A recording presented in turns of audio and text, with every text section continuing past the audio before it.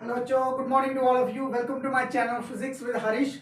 तो स्टूडेंट, इस लेसन का यूनिट्स एंड मेजरमेंट का सबसे मोस्ट इम्पॉर्टेंट टॉपिक जो है वो है हमारे पास dimensions of a physical quantity.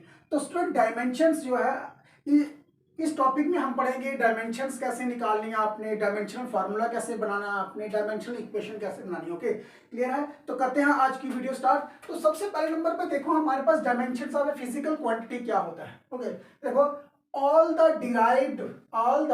derived physical quantities can be expressed in term of some combinations of 7 fundamentals or base quantities। तो स्टूडेंट कहता है कि हमने इससे पहले पिछली वीडियो में हमने क्या पढ़ा था कि हमारे पास फिजिकल क्वांटिटी जो है वो दो टाइप की होती है। एक होती है फंडामेंटल, जो किसी से डिराइव नहीं होती है, जो इंडिपेंडेंट होती है। ओके, एक होती है आपके पास डिराइव्ड फिजिकल क्वांटिटी। क्लियर? तो डिराइव्ड फिजिकल क्वांटिटी जो है वो कौन सी होती है? जो आपकी फंडामेंटल क्वांटिटी से डिराइव होकर आती है। क्लियर? तो इट मींस दैट कि यहां पे क्या है, कहता है कि जो डिराइव्ड फिजिकल क्वांटिटी है, जितनी भी डिराइव्ड फिजिकल क्वांटिटी होंगी उनको आप एक्सप्रेस कर सकते हो, लेकिन इन द फॉर्म ऑफ, किस फॉर्म में आप कर सकते हो? Seven fundamental quantities. तो 7 फंडामेंटल क्वांटिटीज, जब बेसिक फंडामेंटल क्वांटिटीज मैंने आपको बताया था कि वो 7 क्वांटिटीज कौन सी थी आपके पास। क्लियर है? ओके, अच्छा, अब देखो, we call these fundamental quantities are the 7 dimensions of the world। कहता है कि 7 dimensions of the world, it means that कि आप लोग वर्ल्ड की कोई भी फिजिकल क्वांटिटी हो उसको आप एक्सप्रेस कर सकते हो in the form of 7 fundamental quantities. Means कि आप किसी भी फिजिकल क्वांटिटी जो है उसको अगर आप डिराइव करना चाहते हो, उसका डायमेंशनल फार्मूला निकालना चाहते हो, तो आपको वो जो 7 फंडामेंटल्स यूनिट्स जो हैं आप उनको यूज करके आप निकाल सकते हो। ओके, अब देखो, these are denoted by square bracket. कहता है कि अगर आपने कभी भी किसी का भी डायमेंशनल फार्मूला बनाना है तो आपने क्या करना है, उन क्वांटिटीज को किस में लिखना है? स्क्वायर ब्रैकेट में लिखना है, स्क्वायर ब्रैकेट में लिखना है। अब जैसे फॉर एग्जांपल में देखो, डायमेंशन ऑफ लेंथ। अब स्टूडेंट क्या है कि अगर आपके पास कभी भी लेंथ आती है, ब्रेड्थ आती है, हाइट आती है, तो इट मीन्स दैट कि वो क्या है? एक डायमेंशन है किसकी? लेंथ की। क्योंकि हाइट हो, रेडियस हो, हाइट आ गया, रेडियस आ गया, लेंथ आ गया, ब्रेड्थ आ गया, ये सारी की सारी किस में आ रही हैं? होती तो ये लेंथ है। ओके, तो हमने क्या करना है, जब भी कभी लेंथ की बात आएगी तो हमने डायमेंशंस ऑफ लेंथ जो है उसको हमने डिनोट कर देना है एल के साथ। तो हमने बताया हुआ है कि उसको क्लोज किस में करना है? स्क्वायर ब्रैकेट में क्लोज करना है। उसके बाद आता है डायमेंशंस ऑफ मास। अच्छा, अब स्टूडेंट क्या है कि कोई भी ऑब्जेक्ट हो, उसके उसके पास अगर मास है तो क्या होगा? आपने मटेरियल कंटेनिंग इट, कितना मटेरियल है उसमें। तो अगर कभी भी मास की बात आएगी डायमेंशनल फार्मूला के केस में, तो आपने इसको सिंपली किससे डिनोट कर देना है? एम के साथ डिनोट करना है। किसके साथ डिनोट करना है? एम के साथ। अब देखो यहाँ पे डायमेंशंस ऑफ टाइम। तो स्टूडेंट, जो आपके पास हमने बताया था कि ऐसे यूनिट्स जो है वो टाइम के क्या होते हैं? सेकंड होते हैं। क्लियर? तो लेकिन अगर आपने डायमेंशनल फार्मूला नोट करना है तो उसके लिए आपको टाइम के लिए ना सिर्फ टी लिखना पड़ेगा, कैपिटल टी। ओके, देखो, अब डायमेंशंस ऑफ इलेक्ट्रिक करंट। तो स्टूडेंट, इलेक्ट्रिक करंट जो है उसके लिए आपने क्या लिखना है? एम्पियर्स, ए। उसको आपने सिंपली क्या करना है? ए लिख देना है। उसके बाद क्या आएगा आपका? Dimensions of luminous intensity. तो ल्यूमिनस इंटेंसिटी की हमने बताया था ना कि क्या था आपका? कैडिला। तो कैडिला को किससे रिप्रेजेंट करेंगे हम? सी डी के साथ। तो बच्चों, जहां पे भी ल्यूमिनस इंटेंसिटी आएगी वहां पे हमने सी डी लिख देना है बस। ओके, उसके बाद आता है आपका डायमेंशंस ऑफ टेम्परेचर। कभी कभी आता है कि dimensions of thermodynamic temperature. Clear? तो स्टूडेंट क्या है कि होती तो बात टेम्परेचर की है, तो इट मींस दैट कि टेम्परेचर के लिए हमने क्या बोला था? उसको हमने किससे डिनोट करना है? केल्विन से डिनोट करना है, के लिख देना हम। आगे dimension of amount of substance. तो अमाउंट ऑफ सब्सटेंस के लिए क्या करना है आपने? मोल लिख देना है, MOL, मोल। तो बच्चों, ये है आपके पास 7 जो फंडामेंटल क्वांटिटीज हैं जिनको आपने रिप्रेजेंट करना है एल के साथ, एम के साथ, टी, ए, सी डी, के और मोल के साथ। ओके, उसके बाद क्या आता है कि डायमेंशंस क्या होता है। क्लियर? अब हमें बताना पड़ेगा कि डायमेंशन क्या होता है। तो स्टूडेंट, मैं आपको बताऊं कि डायमेंशन इट मीन्स दैट कि जो भी आपके पास फिजिकल क्वांटिटी है, क्लियर, जो भी आपके पास फिजिकल क्वांटिटी है उसके ऊपर पावर, क्लियर। देखो यहां पे क्या लिखा मैंने, the dimensions of a physical quantity are the powers, वो क्या है, पावर आर एक्सपोनेंट है, दोनों की चीज है, powers are exponent to which the base quantity. अब बेस क्वांटिटी कौन सी होती है कि बच्चों ये जो मैंने जितनी भी 7 क्वांटिटी लिखी है these are the basic quantities, okay. ये बेस क्वांटिटी है, उसके ऊपर जब पावर लिखी जाएगी, okay, are raised to represent a derived unit. Derived unit क्या है, आपकी फंडामेंटल क्वांटिटी को यूज करके हम डिराइव्ड जो यूनिट जो है वो निकालेंगे, डिराइव्ड क्वांटिटी निकालेंगे, ओके। तो डिराइव्ड क्वांटिटी को जब हम रिप्रेजेंट करेंगे बेसिक क्वांटिटी को यूज करके और उसके ऊपर पावर लगा के, तो उसे हम क्या बोलेंगे, dimensions of a physical quantity. ये देख लो यहां पे, एक बार मैं दोबारा से बताता हूं, the dimensions of a physical quantity are the power are exponent to which the base quantity are raised to represent a derived unit of that quantity, clear. उसके बाद आता है आपके पास डायमेंशनल फॉर्मूला क्या होता है, क्लियर। तो स्टूडेंट क्या है, the expressions of a physical quantity, कहता है कि एक्सप्रेशन फिजिकल क्वांटिटी का in term of some fundamental quantities, clear. कहता है एक वो एक्सप्रेशन जिसके बीच में आपके पास जो सम बेसिक और फंडामेंटल क्वांटिटीज हैं और उसके ऊपर पावर लगाई जाए, उसके ऊपर पावर लगाई जाए, क्लियर, ताकि हम उसको एक्सप्रेस कर सकें कि ये एक फिजिकल क्वांटिटी है, जो एक डिराइव्ड क्वांटिटी है, क्लियर। तो उसको हम क्या बोलेंगे कि वो उस क्वांटिटी का डायमेंशनल फॉर्मूला है। देखो, the expressions of a physical quantity in term of some fundamental quantity. Some fundamental quantity it means that कि सातों की सातों क्वांटिटी जो है वो हर एक डिराइव फंडामेंटल क्वांटिटीज के बीच में यूज नहीं होगी। एट ए टाइम कोई 2 हो सकती हैं, 3 हो सकती हैं, 4 भी हो सकती हैं, क्लियर। लेकिन ये हर एक, this is depend upon the nature of the physical quantity, clear, कि वो फिजिकल क्वांटिटी आपकी कौन सी है और किन टर्म्स के बीच में उसको आप रिप्रेजेंट कर रहे हो, तो उसी के अकॉर्डिंग फिर हम बेसिक फंडामेंटल क्वांटिटी जो है वो यूज करेंगे, ओके। उसके बाद आपके पास नेक्स्ट जो है डायमेंशनल इक्वेशन क्या होता है, क्लियर। तो स्टूडेंट डायमेंशनल इक्वेशन जो है, डायमेंशनल इक्वेशंस होता है आपके पास the equation between the physical quantity, एक साइड पे फिजिकल क्वांटिटी और दूसरी साइड में उसका डायमेंशनल फॉर्मूला, ओके।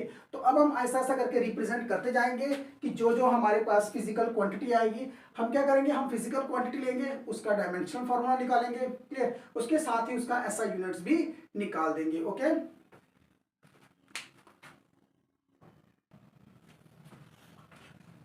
अच्छा, अब बच्चों क्या है कि अब हम करेंगे आगे डायमेंशनल फार्मूला, क्लियर।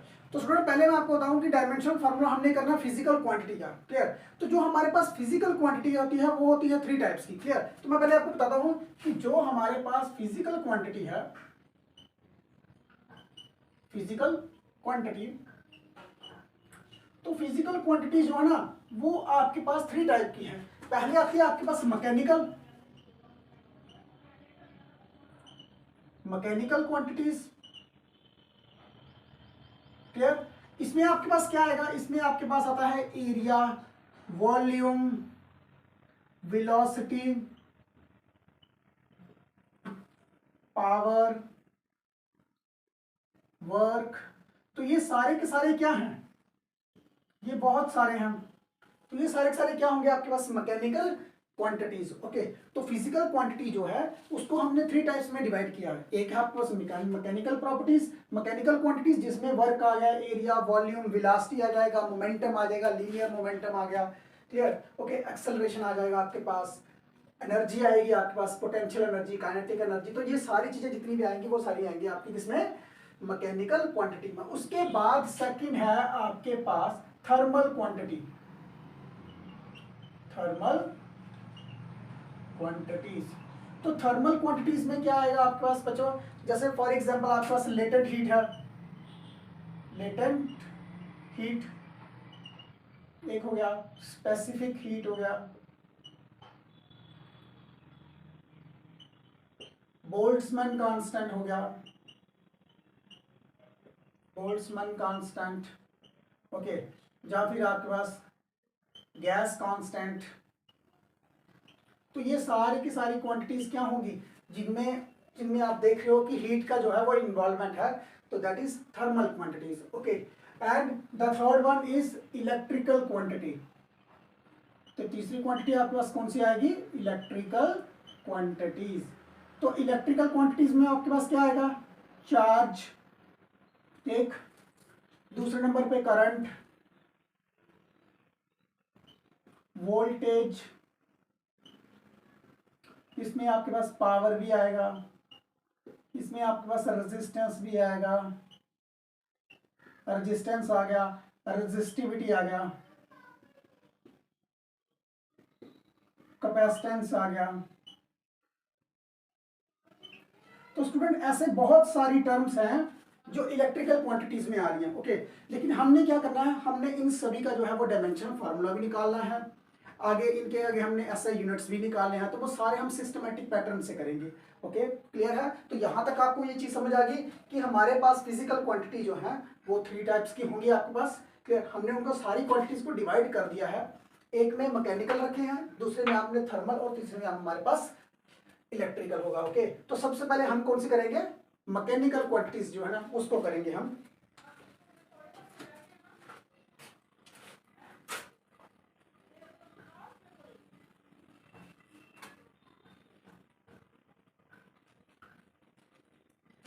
बच्चों इसको बड़े आराम से करना है आपने, बिल्कुल भी ज्यादा जल्दबाजी नहीं करनी, क्योंकि ये एक टर्म जो है वो दूसरी टर्म के साथ रिलेटेड होगी। क्लियर है।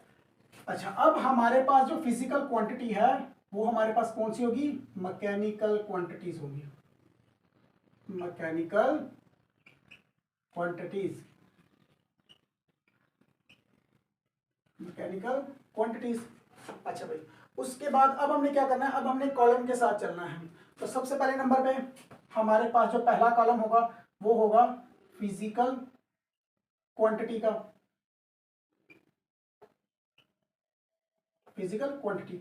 तो बच्चों इस वाले कॉलम में हम उसका नाम लिखेंगे, इस वाले कॉलम में हमने क्या करना है, फिजिकल क्वांटिटी का नाम लिख देंगे। उसके बाद सेकंड जो है, सेकंड क्या होगा कि आपका फिजिकल फार्मूला क्या होगा, जो मेरे पास यहाँ पे क्वांटिटी होगी उसका यहाँ पे फिजिकल फार्मूला क्या होगा, हमने वो लिखना है, physical formula. Physical formula in the sense आप कह सकते हो कि कोई भी एक फिजिकल क्वांटिटी जो है वो बेसिक क्वांटिटी के साथ लिंक में कैसे है, मतलब एक हमारे पास जो डिराइव क्वांटिटी होगी उसको हमने बेसिक क्वांटिटी के साथ लिंक करके उसको हमने निकालना है। ओके, इट मींस दैट कि हम कह सकते हैं कि भाई कोई भी हमारे पास क्वांटिटी जो है उसका दूसरी क्वांटिटी के साथ रिलेशन जो है वो क्या है। ओके, फिजिकल क्वांटिटी आ गई, उसके बाद उसका फिजिकल फार्मूला आ गया, यहां तक ये चीज क्लियर। उसके बाद थर्ड जो आएगा वो आएगा आपके पास यहां पे डायमेंशनल फार्मूला,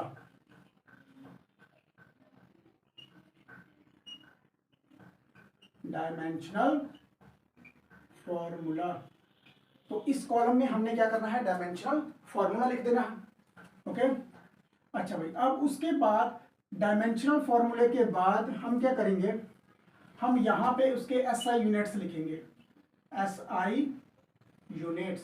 जो भी टर्म हमारे पास आएगी हमने उसका एसआई यूनिट्स निकाल देना है, एक नंबर। अब कभी कभी क्या होता है कि हम देखते हैं कि हमारे पास जो डायमेंशनल फार्मूला होता है ना उसका जब हम एसआई यूनिट्स निकाल तो लेते हैं, लेकिन वो क्वांटिटी जो है ना आगे खुद भी इंडिविजुअली भी उसके अपने एक यूनिट्स होते हैं। क्लियर, तो हमने वो भी देखना है कि इंडिविजुअली यूनिट्स उसकी उनके कौन कौन से हैं। तो यहाँ पे तो आपका आ गया एसआई यूनिट्स। उसके बाद इसका हम देखेंगे कि आगे ये किसी और के साथ इक्विवेलेंट है या नहीं है, इसके इक्विवेलेंट यूनिट्स, इक्विवेलेंट्स यूनिट्स। यहां तक ये चीज क्लियर हो बच्चों।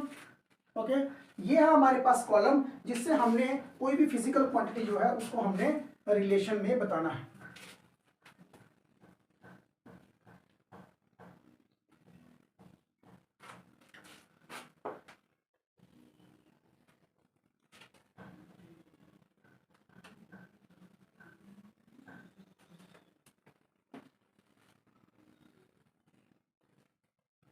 अच्छा भाई, अब बच्चों सबसे पहली जो हमारे पास फिजिकल क्वांटिटी आएगी वो आएगा आपके पास एरिया।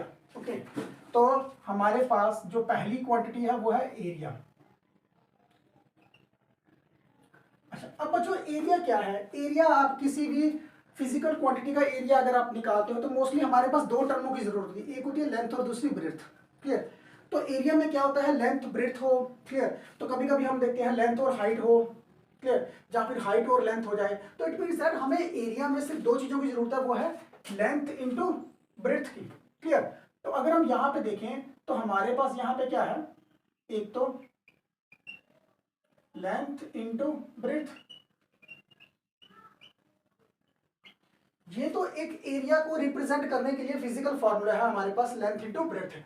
लेकिन अगर हमें डायमेंशनल फॉर्मूला इसका निकालना है तो बच्चों को मैंने आपको पहले ही बोल दिया है, लेंथ आपकी किसी भी टाइप की होगी, लेंथ हो, ब्रेड्थ हो, हाइट हो, उसको आपने एल के साथ ही रिप्रेजेंट करना है। तो यहां पे मेरे पास लेंथ जो है वो है एल। ओके। तो उसके बाद दूसरा है मेरे पास यहाँ पे ब्रेड्थ। तो ब्रेड्थ भी आपकी कौन सी है, ब्रेड्थ भी आपकी लेंथ में ही होगी आपकी, क्योंकि ये भी क्या है, एक डायमेंशन है लेंथ की। क्लियर। तो ब्रेड्थ को भी हम किससे डिनोट करेंगे, एल के साथ ही डिनोट करेंगे। तो अगर अब हम इन दोनों को रिप्रेजेंट, दोनों को इकट्ठा करेंगे, कंक्लूड करेंगे, तो बच्चों सबसे पहले नंबर पे एक चीज याद रखना, जब भी आपने डायमेंशन फॉर्मूला किसी का निकालना है तो कम से कम जो 7 बेसिक यूनिट्स है ना, उसके बीच में से कम 3 डायमेंशन जो है ना वो एट ए टाइम लिखनी है। चाहे वो आए चाहे वो ना आए, चाहे उसकी पावर कुछ भी हो, 0 पावर हो, लेकिन ये लिखनी जरूर है। एट ए टाइम आपको कम से कम 3 तो लिखनी है। ओके। अगर मैं यहाँ पे इनको दोनों को कंक्लूड करूंगा तो इसकी पावर भी 1 है, और दोनों की मिला के पावर कितनी बन गई मेरे पास, यहाँ पे एल की पावर बन गई 2। अब अगर मुझे इसका डायमेंशनल फॉर्मूला निकालना है, अब देखो मैंने इन दोनों को सॉल्व करके ये चीज बना दी, अब इसका डायमेंशनल फॉर्मूला निकालना है। तो डायमेंशनल फॉर्मूला के लिए मैंने आपको बोला है कम से कम एट ए टाइम 3 लिखनी है आपने। तो एक लिखो आप मास, एक लिखो लेंथ, और दूसरा लिखो टाइम। अब देखो यहां पे मेरे पास सिर्फ लेंथ है, तो लेंथ की पावर कितनी है 2, मास मेरे पास नहीं है, इसकी पावर 0 लिख दो, और टाइम की पावर 0 लिख दो। तो स्क्वायर ब्रैकेट में इसको क्लोज कर दो। तो ये क्या बन गया आपके पास, डायमेंशनल फॉर्मूला। यहां तक ये चीज क्लियर है। ओके। अब देखो यहाँ पे आपके पास ये physical quantity, physical formula, dimensional formula. Okay. Mass नहीं है लेकिन फिर भी हमने लिखा है m0, m0। It means that कि आपको पता है किसी भी नंबर की या किसी भी वेरिएबल की अगर पावर 0 होती है तो उसकी वैल्यू क्या होती है, 1 होती है। ओके। तो यहाँ पे ये चीजें लिखनी जरूरी है। उसके बाद आता है आपका एसआई यूनिट। तो एसआई यूनिट में अगर आप कभी देखो कि हमारे पास एरिया है, तो एरिया के यूनिट क्या आते हैं, मीटर स्क्वायर आते हैं, क्योंकि लेंथ और लेंथ का मिला के क्या बन गया आपके पास, मीटर स्क्वायर। इसका आगे इक्विवेलेंट कुछ भी नहीं है, क्योंकि जो मीटर में आ रहा है सेंटीमीटर में आ रहा है, तो एसआई में तो आपके पास मीटर का स्क्वायर आएगा। अगर सीजीएस यूनिट होगा तो फिर यहाँ पे सेंटीमीटर का स्क्वायर आ जाएगा, तो इसका इक्विवेलेंट नहीं है। क्लियर है, यहाँ तक ये चीज क्लियर। उसके बाद सेकंड आता है आपके पास वॉल्यूम। अब बच्चों यहाँ पे आपके पास आ रहा है वॉल्यूम। तो वॉल्यूम का फॉर्मूला क्या होता है, मोस्टली अगर आप कभी भी देखते हो तो वॉल्यूम निकालने के लिए हमें कम से कम 3 क्वांटिटीज चाहिए। एक चाहिए लेंथ, ब्रेड्थ और हाइट चाहिए, 3 चाहिए हमें। तो यहाँ पे अगर हम इसका फिजिकल फॉर्मूला लिखेंगे तो वो लिखेंगे length into breadth into height. तो बच्चों मैंने आपको बोला हुआ है कि अगर आपके पास लेंथ आती है, लेंथ ब्रेड्थ हाइट है तो सारी की सारी क्या है, वो डायमेंशन ऑफ लेंथ है। क्लियर। तो डायमेंशन ऑफ लेंथ के लिए आपने क्या रिप्रेजेंट करना है, एल के साथ रिप्रेजेंट करना है। तो यहां पे अगर आपके पास एल आ रहा है,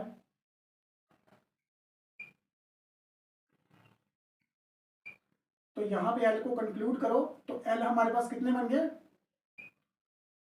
3। अब अगर आप इसका फॉर्मूला लिखोगे, देखो मैंने यहाँ पे लेंथ है तो लेंथ को एल से डिनोट किया है। ब्रेड्थ जो है, breadth it is also to be a length. Breadth जो है वो भी एक लेंथ ही होती है, वो भी एक मेजरमेंट है। तो मेजरमेंट के लिए कोई भी चीज अगर लेंथ में आ रही है तो उसको आपने एल के साथ ही डिनोट करना है। ये चीज पहले आपको, क्योंकि हमने जो 7 बेसिक क्वांटिटी की है हमने उसी में ही हर एक चीज को रिप्रेजेंट करना है। ओके। तो हाइट है, हाइट की भी लेंथ आ गई। अब देखो यहाँ पे आया, इसका आगे जब आप डायमेंशनल फॉर्मूला बनाओगे तो वो कितना बनेगा आपके पास, मैंने बोला 3 लिखना है, एम एल और टी। मास है नहीं है, एल कितना है 3 है, और टाइम 0 है, तो ब्रैकेट में क्लोज कर दो। ओके। अब अगर आप यहाँ पे ऐसा यूनिट्स निकालते हो तो मास मीटर का क्यूब, इसका इक्विवेलेंट नहीं होता है। ओके। ये चीज क्लियर। जो इक्विवेलेंट आता था उसका खाली छोड़ते जाओ आप, ये चीज ठीक। अच्छा भाई, उसके बाद आता है आपके पास यहाँ पे एरिया आ गया, वॉल्यूम आ गया। नेक्स्ट होगा आपके पास डेंसिटी।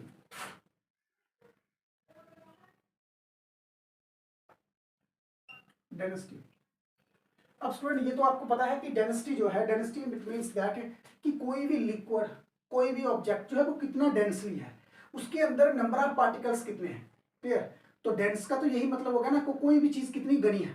ओके, तो अगर आप डेंसिटी का फॉर्मूला लिखो तो डेंसिटी का हमारे पास फिजिकल फॉर्मूला जो है वो क्या है, density is equal to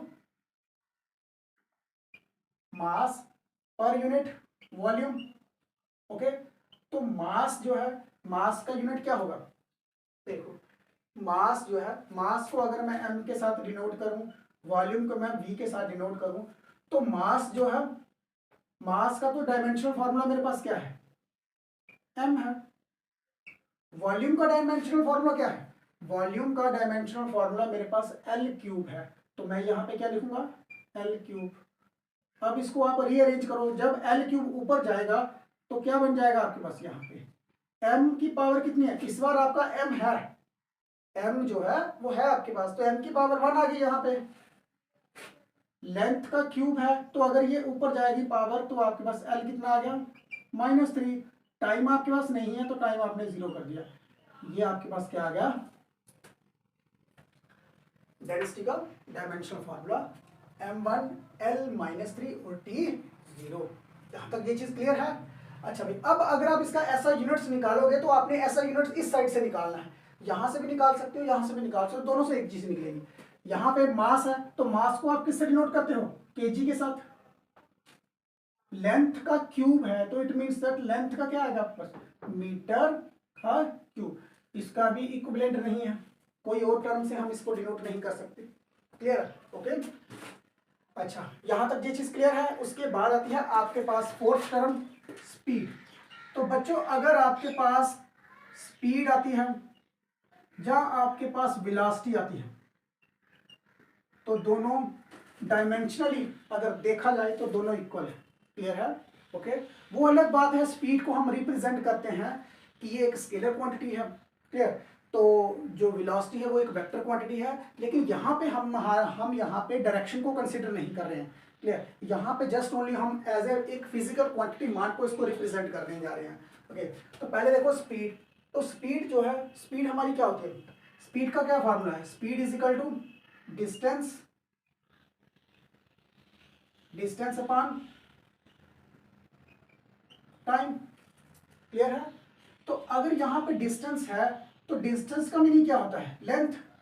time है तो टाइम को हमने किससे डिनोट करना है, टी के साथ। ओके, अब अगर आप यहां पे इसको रिप्रेजेंट करते हो, ये एल आ गया, टी जो है जब ऊपर जाएगा तो टी की पावर क्या आ जाएगी, -1। ये देख लो।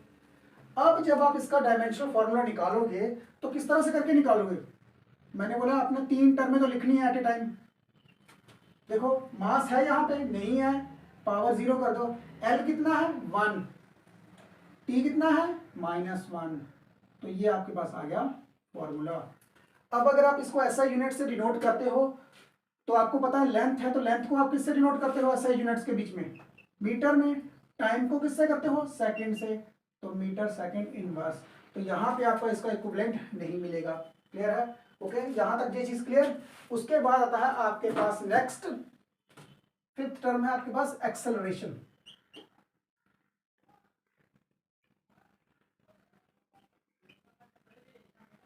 अच्छा, अब बच्चों जो एक्सेलरेशन होता है वो क्या होता है, एक्सेलरेशन की डेफिनेशन तो आपको पता है, acceleration is defined as a rate of change of velocity with respect to time. Okay, तो हम कह सकते हैं rate of change of velocity with respect to time. तो जहां आप कह सकते हो कि भाई ये स्पीड चेंज हो रही है विद रिस्पेक्ट टू टाइम के साथ। क्लियर है? ओके, तो एक्सेलरेशन के लिए क्या डेफिनेशन होगी इसकी, एक्सेलरेशन जो है, acceleration is equal to velocity upon time. अब देखो यहाँ पे बच्चों हमारे पास जो वेलोसिटी है ना, वेलोसिटी का यूनिट है हमारे पास ये वाले LT-1, तो इसको आप डायरेक्ट यहाँ पे लिखो। क्लियर है? LT-1 और यहाँ पे है T यहाँ पे एक्स्ट्रा एक और आ गया है। अब अगर ये T ऊपर जाएगा, अगर ये T ऊपर जाता है तो ये क्या हो गया, यहाँ पे 1 है, यहाँ पे 1 है, तो ये ऊपर जाएगा तो -1 हो गया। तो -1 और -1 मिलके क्या बन जाएगा आपके पास, 2, T की पावर -2 हो जाएगा। तो यहाँ पे आपके पास जो यहाँ पे टोटल कंक्लूड करके आपके पास आ रहा है LT-2। तो अब अगर आप इसका डायमेंशनल फॉर्मूला लिखने जा रहे हो तो आपको तो एट ए टाइम 3 टर्म में चाहिए, एल और टी। अब देखो यहाँ पे मास है नहीं है, लेंथ है पावर 1 दी हुई है, टाइम कितना है -2, तो स्क्वायर ब्रैकेट में क्लोज कर दो इसको। आप इसके ऐसा यूनिट्स क्या बनेंगे आपके पास यहाँ पे, मीटर सेकंड की पावर यहाँ पे 2 है, तो आपके पास यहाँ पे s की पावर -2, इसका इक्विवेलेंट भी नहीं होता है। यहां तक ये चीज क्लियर है बच्चों? ओके। अच्छा भाई, अब उसके बाद देखो यहाँ पे जो आपके पास 6 टर्म आ रही है वो है आपके पास मोमेंटम। ओके, अब बच्चों मोमेंटम चाहे लीनियर हो, देखो अब मोमेंटम जो है ना वो लीनियर भी होगा आपके पास, क्लियर है? ओके, और आपके पास रोटेशनल भी होगा, सर्कुलर भी होगा आपके पास, क्लियर है? ओके, तो हम पहले यहाँ पे बात कर रहे हैं, तो हम यहाँ पे देखेंगे लीनियर मोमेंटम किसके इक्वल में होता है आपके पास।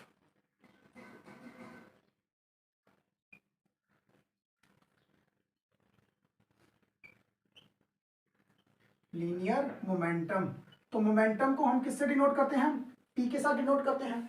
तो लीनियर मोमेंटम आपका क्या है, एक वेक्टर क्वांटिटी है। तो linear momentum is defined as the product of mass into velocity. Okay, तो यहां पे अगर मोमेंटम को डिनोट किया जाएगा तो वो किससे डिनोट किया जाएगा, मास इनटू वेलोसिटी, मास इनटू वेलोसिटी के साथ, क्लियर है यहां तक? अच्छा भाई, अब देखो यहाँ पे अगर मैं कभी इसका डायमेंशनल फॉर्मूला निकालूंगा तो मुझे पता है मास, तो मास के लिए मैं क्या लिखूंगा, m, वेलोसिटी, तो वेलोसिटी का डायमेंशनल फॉर्मूला मुझे पता है क्या है, एल टी माइनस 1, तो एल टी माइनस 1, यहां तक देख लो। ओके, ये चीज क्लियर है? m1 L1 और T -1, अगर आप इसके ऐसा यूनिट्स निकालोगे तो वो कैसे करके निकलेंगे, मास, तो मास के यूनिट होते हैं ऐसा यूनिट्स kg, उसके बाद लेंथ, तो लेंथ के यूनिट होते हैं मीटर, उसके बाद सेकंड, तो सेकंड के लिए इनवर्स का -1। अच्छा, अब बच्चों यहाँ पे बात आती है कि क्या हमारे पास यहाँ पे इसका कोई इक्विवेलेंट है या नहीं है। ओके, इस चीज को समझो। अच्छा, अब बच्चों पहले पहले नंबर पे ये देखो कि आपके पास जो मोमेंटम होता है ना, मोमेंटम, आपने जो न्यूटन का सेकंड लॉ तो आपने किया होगा, न्यूटन का सेकंड लॉ में वो क्या बोलता है कि rate of change of linear momentum is directly proportional to external force. Okay, मैं यहाँ पे सिर्फ ओनली सेकंड, न्यूटन का जो सेकंड लॉ है वो लिखने जा रहा हूँ ताकि मुझे लीनियर मोमेंटम मिल सके। ओके, देखो जो न्यूटन का सेकंड लॉ है उसके अकॉर्डिंग क्या होता है कि आपकी फोर्स जो है वो किसके इक्वल में होती है आपके पास, rate of change of momentum with respect to time के साथ। अगर मैं यहाँ पे मोमेंटम को एक साइड पे रख दूं, एफ को टी के साथ मल्टीप्लाई करूं, तो F into T is equal to P, ये आ गया। मतलब अगर मैं कभी इसको देखूं तो फिर मेरे पास मोमेंटम किसके इक्वल में होगा, फोर्स, तो फोर्स के अपने यूनिट हैं, फोर्स को भाई हम किससे रिप्रेजेंट करते हैं, न्यूटन के साथ रिप्रेजेंट करते हैं। तो टाइम के अपने यूनिट क्या है, सेकंड। तो इट मींस दैट कि हम यहाँ पे इस वाले टर्म को, लीनियर मोमेंटम को हम डिनोट कर सकते हैं न्यूटन इंटू सेकेंड के साथ, न्यूटन इंटू सेकेंड, लेकिन फोर्स का यूनिट क्या है न्यूटन और टाइम की यूनिट क्या है सेकंड। ओके, तो ये आ गया, इसका इक्विवेलेंट ये टर्म आ गया आपके पास। तो यहां तक ये चीज क्लियर? अच्छा भाई बच्चों, टेंशन बिल्कुल नहीं करनी है, आराम आराम से करना है आपने, क्लियर है? बहुत सारे डायमेंशनल फॉर्मूले हैं, जितने हो सकेंगे हम उतने निकालेंगे। ओके, अच्छा भाई, सेवंथ देखो यहाँ पे, अब एक आ गया आपके पास लीनियर मोमेंटम, क्लियर है? अच्छा, अब उसके बाद जो नेक्स्ट आपके पास आता है वो है आपके पास लीनियर मोमेंटम। अब किसके साथ कनेक्ट में आ रहा है, वो आ रहा है फोर्स के साथ। अब हम पहले फोर्स देख लेते हैं। देखो फोर्स, अच्छा अब बच्चों, अब आपको पता है कि फोर्स का सिंपल फॉर्मूला क्या है, सेकंड लॉ को जब हमने लास्ट तक लेके गए थे तो जो न्यूटन का जो सेकंड लॉ है वो क्या है, force is equal to mass into acceleration. Force जो है वो किसके इक्वल में आता है, मास इनटू एक्सेलरेशन। तो मैं यहाँ पे इसका फिजिकल फॉर्मूला लिख लेता हूँ, F is equal to mass into acceleration. तो यहां पे मेरे पास क्या है, मास, तो मास को मैं लिखूंगा m, एक्सेलरेशन, तो एक्सेलरेशन के बच्चों मेरे पास यूनिट क्या आ रहे हैं, ये वाले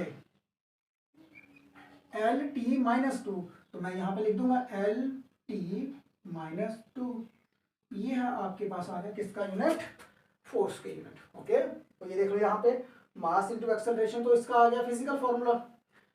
डायमेंशनल फॉर्मूला है इसका मास, लेंथ और टाइम की -2। ओके, तो अगर मैं इसका कभी ऐसा यूनिट्स निकालूंगा तो वो मेरे पास क्या आएगा, एम के लिए मैं क्या यूज करूंगा, केजी, लेंथ के लिए क्या यूज करूंगा, मीटर, और टाइम के लिए सेकंड, तो उसके ऊपर पावर कितनी दी हुई है, -2। अब बच्चों, अब आपको पता है ये तो मेरे पास हो गया डिराइव यूनिट इसका, फोर्स का ये है मेरे पास डिराइव यूनिट। लेकिन फोर्स को अगर हम भी क्योंकि फोर्स के अपने यूनिट्स भी हैं, क्योंकि फोर्स को हम किस में मेजर करते हैं, न्यूटन में मेजर करते हैं, क्योंकि जो यूनिट्स है, units of force is Newton. तो इसका मतलब ये चीज और ये एक ही बात है, क्योंकि इसका इक्विवेलेंट जो है वो है न्यूटन। ये है मेरे पास डिराइव यूनिट, ये आ गया इसका जो अपने अपने अपने यूनिट्स है इसके फोर्स के। तो यहां तक बच्चों ये चीज क्लियर है। ओके, अच्छा अब देखो हमारे पास नेक्स्ट जो है, नेक्स्ट आता है हमारे पास फोर्स के बाद आता है नेक्स्ट वर्क। तो वर्क को हम किससे डिनोट करते हैं, W के साथ डिनोट करते हैं। ओके, अच्छा अब बच्चों वर्क क्या होता है, देखो अगर आप कभी वर्क की प्रॉपर डेफिनेशन लिखो, भाई कहते हैं कि work is said to be done when an external force is applied on it, then the object shows displacement। Clear, हम कहते हैं कि भाई वर्क हुआ है। वर्क कब होता है भाई, जब हम एक्सटर्नल फोर्स अप्लाई करें किसी ऑब्जेक्ट के ऊपर और वो ऑब्जेक्ट जो है वो अपनी इनिशियल पोजीशन को चेंज करके फाइनल पोजीशन में चली जाए। ओके, मतलब एक जगह से वो दूसरी जगह में जब जाए तो then the object cover some displacement, object cover some distance. It means that the force जो वर्क है, work is to be represented as the product of force into displacement. तो वर्क जो है वो किसके इक्वल में होगा आपके पास, यहाँ पे वर्क जो है फोर्स इनटू डिस्प्लेसमेंट।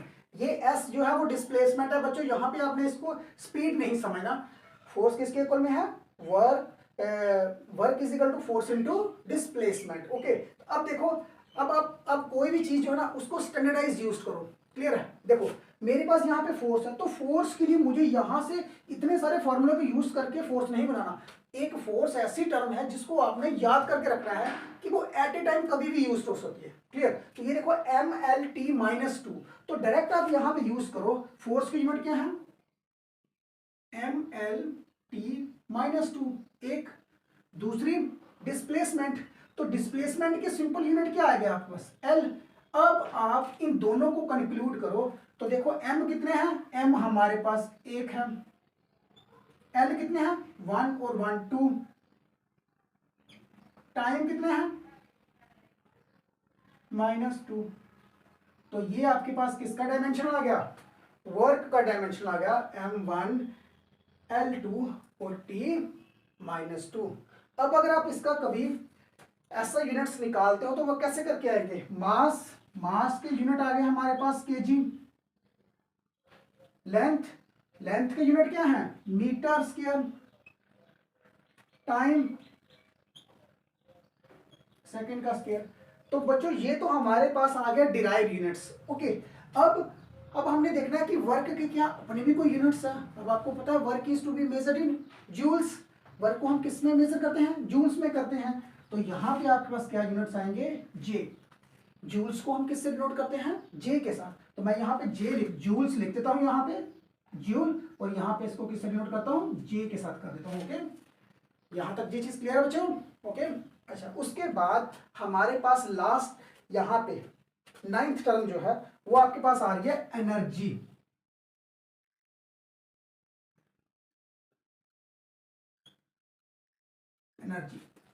अब बच्चों देखो एनर्जी जो है ना, अगर आप कभी एनर्जी को फाइंड आउट करोगे तो एनर्जी आपकी क्या है, इलेक्ट्रिकल एनर्जी भी है आपके पास, हीट एनर्जी भी है आपके पास, सोलर एनर्जी भी है आपके पास।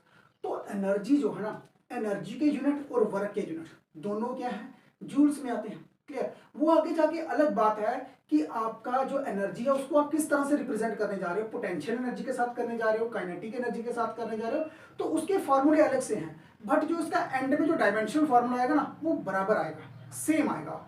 ओके, मैं पहले यहाँ पे निकालता हूँ, फिर उसके बाद मैं आपको बताऊंगा करके कि किस तरह से ये सेम आता है।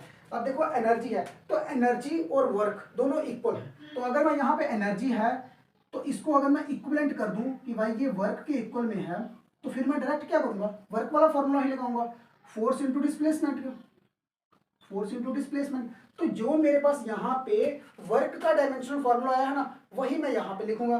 तो वर्क का डायमेंशन मेरे पास क्या आया है यहाँ पे, m1 L2 और T-2, ये चीज आई है।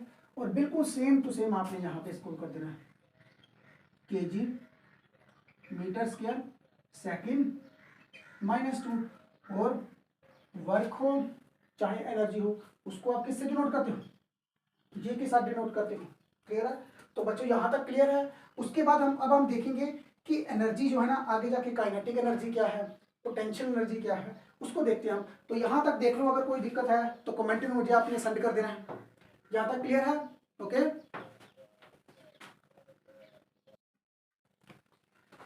अच्छा, अब बच्चों आपने क्या किया कि सबसे पहले आपने देखा कि एनर्जी क्या है। ओके, एनर्जी पहले आपने वर्क किया, वर्क के बाद अब हमने देखा एनर्जी। अब उस एनर्जी को अब हम देखते हैं कि क्या एनर्जी जो है, काइनेटिक एनर्जी पोटेंशियल एनर्जी है, वो सेम है या नहीं है। ओके, अच्छा, उसके बाद नेक्स्ट देखो, एनर्जी के बाद अब हमारे पास आएगा पोटेंशियल एनर्जी। पोटेंशियल एनर्जी हमने सिर्फ ओनली इसका चेक करना है कि क्या हमारे पास इसका डायमेंशनल फॉर्मूला जो है वो सेम आ रहा है या नहीं आ रहा। ओके, पोटेंशियल एनर्जी को हम डिनोट करते हैं पीई के साथ। तो पोटेंशियल एनर्जी जो है वो किसके इक्वल होती है आपके पास यहाँ पे, मास, ग्रेविटी और हाइट के। तो जब आप यहाँ पे डायमेंशनल फॉर्मूला लिखोगे इसका, तो मास है, मास के लिए क्या लिखोगे आप यहाँ, m, acceleration due to gravity.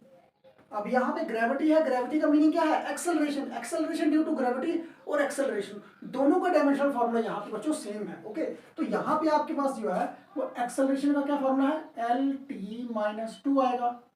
ये आ गया आपके पास एक्सेलरेशन का, ये आ गया मास का, और ये है हाइट। तो हाइट क्या है, हाइट भी एक तरह की आपके पास क्या है, लेंथ है। ओके, तो इसको जब आप डिनोट करोगे, पूरा कंक्लूड करो, यहाँ पे m देखो, m कितने आ रहे हैं, एक आ रहा है। ओके, लेंथ कितनी है, 1/2, तो l की पावर 2, टाइम कितना आ रहा है आपके पास, T-2। तो बच्चों जो एनर्जी के डायमेंशनल फॉर्मूले आए थे, वही आपके पास यहाँ पे पोटेंशियल एनर्जी के भी आ गए। तो मैंने आपको पहले ही बोला है, चाहे हीट एनर्जी हो, चाहे इलेक्ट्रिकल एनर्जी हो, चाहे आपके पास थर्मल एनर्जी है, कोई भी हो, आपके पास जो डायमेंशनल फॉर्मूला है वो उसका सेम रहेगा। ओके, अब अगर आप कभी इसका SI यूनिट्स देखते हो, तो SI यूनिट इसके क्या आएंगे, यहाँ पे kg, आगे मीटर का स्क्वायर, और टाइम सेकेंड का स्क्वायर। ओके, तो एनर्जी है तो पोटेंशियल एनर्जी हो तो उसको तो आपने डिनोट किससे करना है, जो उसके साथ डिनोट करना है। यहां तक ये चीज क्लियर। नेक्स्ट है आपके पास यहां पे काइनेटिक एनर्जी। काइनेटिक एनर्जी, तो बच्चों पहले नंबर पे जो आपके पास पोटेंशियल एनर्जी थी, पोटेंशियल एनर्जी कौन सी होती है, जब एक ऑब्जेक्ट जो है वो पोजीशन में हो। क्लियर? तो पोजीशन में जब होता है, वो रेस्ट में होता है, तो उस समय जो उसके पास एनर्जी होती है, दैट इज पोटेंशियल एनर्जी। तो जो काइनेटिक एनर्जी होती है, when the object is in the motion. Clear? जब ऑब्जेक्ट जो है वो मोशन में हो, it has exhibit some velocity, जब उसके पास वेलोसिटी होती है, तो उस समय उस ऑब्जेक्ट के पास जो एनर्जी होती है, जो एनर्जी पोजेस करता है, that energy is known as kinetic energy. Okay, तो काइनेटिक एनर्जी को हम किससे डिनोट करते हैं, के ई के साथ। तो kinetic energy is equal to 1/2 mv का स्क्वायर। यहां तक ये चीज क्लियर। अच्छा भाई, अब देखो, अब बच्चों मैं आपको पहले बताऊं कि जो डायमेंशनल फॉर्मूले होते हैं, कांस्टेंट टर्म का डायमेंशनल फॉर्मूला नहीं होता है। ओके, 1 2 3 4 100 आ जाए, 200 आ जाए, 1000 आ जाए, तो ये एक नंबर है, नंबर का हमने डायमेंशनल फॉर्मूला नहीं लिखना है। क्लियर? क्योंकि ये क्या है आपके पास, एक कांस्टेंट क्वांटिटी है, तो कांस्टेंट क्वांटिटी का डायमेंशन लेस होती है वो। ओके, उसका डायमेंशनल फॉर्मूला नहीं होता है, तो इसलिए 1/2 को आप छोड़ दो। m है, तो m आपका क्या है, मास। तो मास को आप डिनोट करोगे m के साथ। वेलोसिटी का स्क्वायर, तो पहले आप देखो यहाँ पे वेलोसिटी क्या आ रही है, वेलोसिटी का फॉर्मूला पहले देखो, LT-, ये है वेलोसिटी का फॉर्मूला, LT-1। तो यहाँ पे वेलोसिटी का स्क्वायर है, तो अब बच्चों यहाँ पे जब आप लिखोगे तो यहाँ पे स्क्वायर लिखोगे। अब आप इसको कंक्लूड करो, यहाँ पे पूरा m कितना, 1 L का स्क्वायर t -1 इंटू 2 -2। ओके, तो यहां पे देखो, यहां पे इसका जो आपके पास यह आएगा kg -2, और यहाँ पे काइनेटिक एनर्जी है, तो ये भी किस में आएंगे आपके पास, जूल्स में आएंगे आपके पास। बच्चों यहाँ तक क्लियर है? अच्छा भाई, अब उसके बाद नेक्स्ट आता है आपके पास, वर्क भी हो गया, एनर्जी भी हो गया, अब उसके बाद नेक्स्ट है आपके पास पावर। तो बच्चों पावर जो है, पावर की अगर आप कभी डेफिनेशन लिखो तो क्या लिखोगे आप? Power is defined as rate of doing work with respect to time. मतलब पावर क्या है कि रेट ऑफ डूइंग वर्क, मतलब वर्क हो रहा है, बॉडी वर्क कर रही है विद रिस्पेक्ट टू टाइम, तो that is known as power. तो पावर की जो अपनी डेफिनेशन होगी वो क्या है यहाँ पे, अगर आप देखो कि पावर, तो पावर को हम डिनोट करते हैं P के साथ। तो power is equal to work upon time. अब बच्चों यहाँ पे देखो, यहाँ पे हमारे पास वर्क, तो वर्क मीन्स एनर्जी। अब यहाँ पे आप वर्क लिखो चाहे आप एनर्जी लिखो, बात तो एक ही है। हम यहाँ पे सिंपली वर्क के जो डायमेंशनल फॉर्मूले हैं आप वो लिखो। वर्क के डायमेंशनल फॉर्मूले क्या है? mL/2t-2। उसके बाद नेक्स्ट आता है यहाँ पे टाइम। तो टाइम के अपने यूनिट्स क्या है? t। अब आप इसको कंक्लूड करो, यहाँ पे इसको कंक्लूड करो, तो mL/t। अब देखो यहाँ पे t क्या है, t की यहाँ पे पावर है 1, जब ये ऊपर जाएगी तो पावर क्या हो जाएगी? -1 हो जाएगी। तो -2 और -1 कितना हो गया आपके पास? -3। तो यहाँ पे t की पावर क्या आ गई? -3। Okay, mL/2t-3। ओके, यहां तक ये चीज क्लियर है बच्चों? ओके, अब अगर आप इसका डायमेंशन फॉर्मूला निकालते हो तो वो कितना आएगा यहाँ पे, सॉरी ऐसा यूनिट्स आप निकालते हो तो मास है, मास को आप किससे डिनोट करते हो? केजी के साथ। लेंथ का स्क्वायर मतलब मीटर का स्क्वायर। टाइम का -क्यूब मीन सेकेंड का -क्यूब। ओके, यहां तक ये चीज क्लियर है? ओके, अब अगर आप कभी इसका इक्विवेलेंट निकालो तो बच्चों यहाँ पे इक्विवेलेंट क्या निकलेगा? यहाँ पे देखो, वर्क है, तो वर्क के जो ऐसा यूनिट्स होते हैं वो क्या है? जूल्स है। टाइम के ऐसा यूनिट्स क्या है? सेकंड है। तो अगर आप यहाँ पे इसके ऐसा यूनिट्स निकालते हो तो ये देखो, इसका इक्विवेलेंट क्या निकले, क्योंकि वर्क के यूनिट क्या है? जूल्स है, तो टाइम के सेकंड है, तो सेकंड को आप ऊपर ले जाओ तो आपके पास यहाँ पे क्या आएगा? Joules second inverse. ये और ये दोनों आपस में क्या हो गए? इक्विवेलेंट हो जाएंगे। बच्चों यहाँ तक क्लियर है? ओके, अच्छा, अब नेक्स्ट है आपके पास पावर हो गया, उसके बाद प्रेशर। प्रेशर क्लियर है? अब बच्चों प्रेशर क्या है? प्रेशर आपको पता है कि when force is applied perpendicularly. देखो ये मेरे पास एक ऑब्जेक्ट है, कोई सरफेस है, इस सरफेस के ऊपर जब आप 90 डिग्री के ऊपर फोर्स लगाते हो ना, 90 डिग्री के ऊपर जब आप फोर्स लगाते हो तो वो जो फोर्स होती है वो एक्ट एज ए प्रेशर का काम करती है। क्या करती है? प्रेशर का। ओके, तो हम इसको बोल सकते हैं भाई कि force is sorry pressure is defined as the ratio of force पर यूनिट एरिया, और when you have to applied force perpendicularly on any particular surface, that is known as pressure. Okay, तो प्रेशर को हम किससे denote करेंगे? Pressure is equal to force पर unit area. Force पर unit area. अच्छा भाई, अब देखो यहाँ पे फोर्स है, तो फोर्स के अपने यूनिट आपने पहले से निकाले हुए, डायमेंशनल फॉर्मूला क्या था उसका?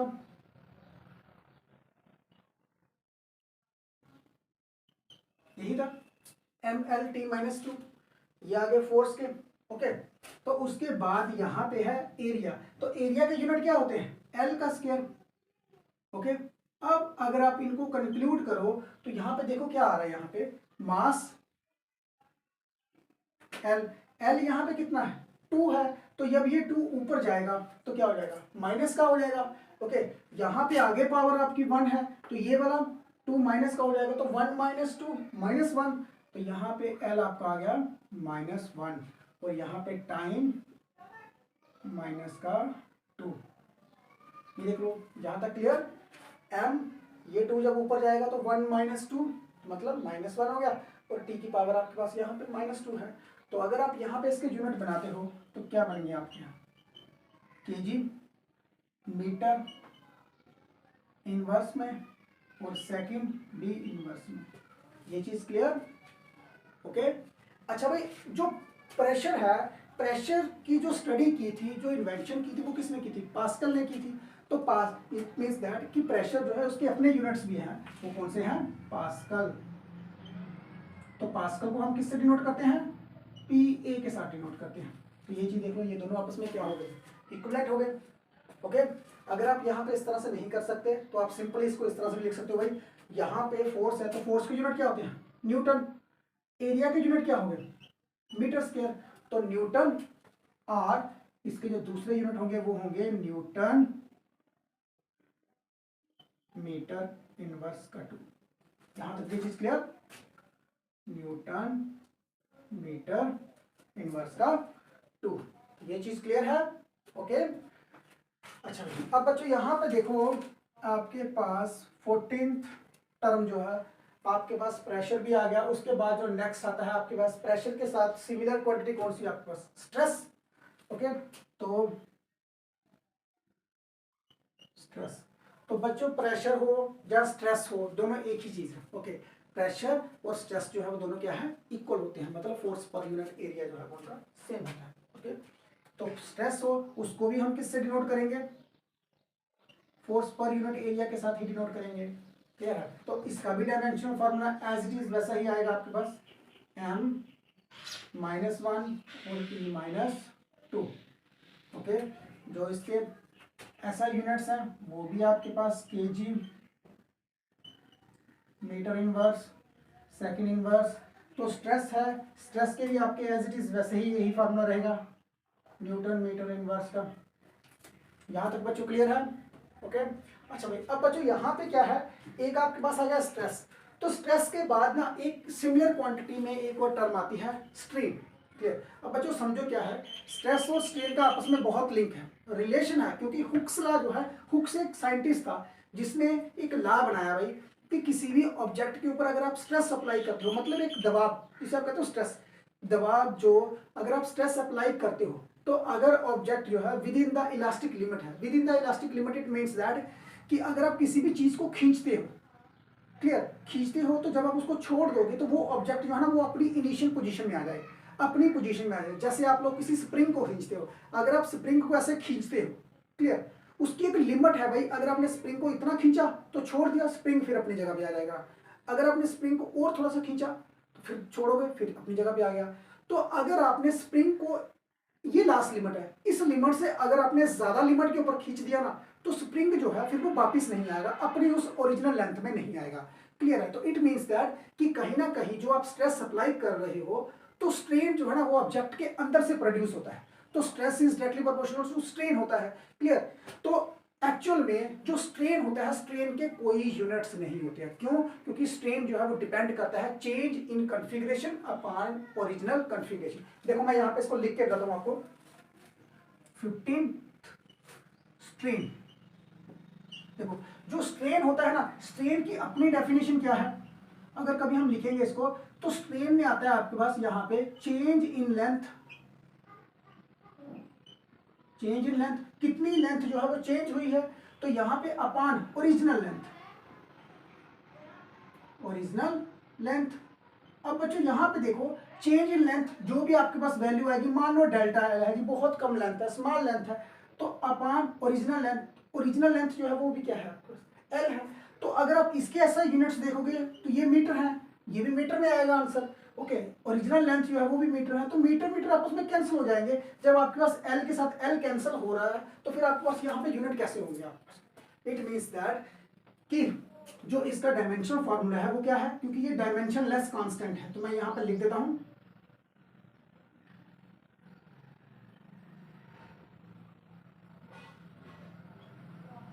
डायमेंशन लेस कांस्टेंट, मतलब इसका डायमेंशनल फार्मूला नहीं है। ओके, और यहाँ पे वैसे ही रहेगा, यहाँ पे वैसे ही रहेगा। तो यहाँ तक बच्चों क्लियर है? ओके।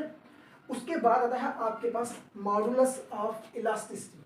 मॉडुलस ऑफ इलास्टिसिटी देखो 15th के बाद आता है आपके पास मॉडुलस ऑफ इलास्टिसिटी। अच्छा, अब बच्चों क्या है कि मॉडुलस ऑफ इलास्टिसिटी पहले हमें पता होना चाहिए, तभी हम उसके बारे में लिखेंगे। अच्छा, अब देखो मैंने आपको बोला था कि हुक्स ने बोला था कि जो स्ट्रेस है वो डायरेक्टली प्रोपोर्शनल टू क्या है, स्ट्रेन है। ओके, अच्छा अब देखो पहले इस क्वेश्चन के लिए ना हम थोड़ा सा पहले इसको समझते हैं। क्लियर? हुक्स क्या था? हुक्स एक साइंटिस्ट था, उसने क्या बोला कि भाई स्ट्रेस जो है ना, stress is directly proportional to strain. Clear? अच्छा, अब जैसे आपके पास यहाँ पे स्ट्रेस है तो ये क्या है, प्रोपोर्शनलिटी है। इस प्रोपोर्शनलिटी को हटाया किसने? मॉडुलस ऑफ इलास्टिसिटी लगाना पड़ेगा। क्लियर है? मॉडुलस ऑफ इलास्टिसिटी का मतलब क्या है भाई, किसी भी ऑब्जेक्ट के अंदर कितनी कांस्टेंट की वैल्यू है जिससे वो क्या है, वो ऑब्जेक्ट जो है वो डिफॉर्म ना हो, अपनी ओरिजिनल पोजीशन के ऊपर ही रहे, उससे आगे वो नहीं जाएगा। क्लियर? तो मॉडुलस ऑफ इलास्टिसिटी क्या है, एक कांस्टेंट टर्म होगी आपके पास यहाँ पे, इसको मैं लिख देता हूँ यहाँ पे ईटा लिख देता हूँ, मॉडुलस ऑफ इलास्टिसिटी। आगे नेक्स्ट टर्म क्या है आपके पास यहाँ पे, स्ट्रेन। तो ये आ गया आपके पास स्ट्रेन। अब मुझे जो डायमेंशनल फॉर्मूला निकालना है वो किसका निकालना है, मॉडुलस ऑफ इलास्टिसिटी का, मतलब ईटे की वैल्यू निकालनी है। तो अगर मैं यहां से ईटे की वैल्यू निकालूंगा तो ईटा इज इक्वल टू क्या है, स्ट्रेस अपॉन स्ट्रेन। अब बच्चों अब आपको पता है कि जो ईटा है, ईटा जो है किसके ऊपर डिपेंड हो रहा है, एक हो रहा है स्ट्रेस के ऊपर, दूसरा हो रहा है स्ट्रेन के ऊपर। लेकिन अब आपको पता है कि स्ट्रेन के तो कोई यूनिट्स नहीं होते हैं, तो इट मींस दैट जो मॉडुलस ऑफ इलास्टिसिटी के यूनिट्स होंगे वो डायरेक्ट किसके बराबर इक्वल में होंगे आपके पास, यहाँ स्ट्रेस के इक्वल में होंगे। तो जो मॉडुलस ऑफ इलास्टिसिटी के यूनिट्स होंगे वही स्ट्रेस के यूनिट है, तो वही प्रेशर के यूनिट्स हैं। ओके, तो हम क्यों ना इस मॉडुलस ऑफ इलास्टिसिटी के यूनिट्स वही लिख दें जो हमारे पास स्ट्रेस के यूनिट्स थे, एम एल -1 और टी -2। ओके, तो यहां तक ये चीज क्लियर है। उसके आगे पास KG metre inverse second -2 as it is. तो बच्चों ये चीज क्लियर है कि मॉडुलस ऑफ इलास्टिसिटी जो है, मॉडुलस ऑफ इलास्टिसिटी जो है उसके यूनिट्स भी वही होंगे जो स्ट्रेस के यूनिट है। तो बच्चों यहां तक ये चीज क्लियर है। ओके, तो बाकी बाकी अभी बहुत सारे डायमेंशनल फॉर्मूले हैं, मतलब बहुत करने वाले हैं। क्लियर है? तो वो हम देखेंगे कि नेक्स्ट वीडियो में उस चीज को हम कवर कर देंगे। Okay, thanks for this.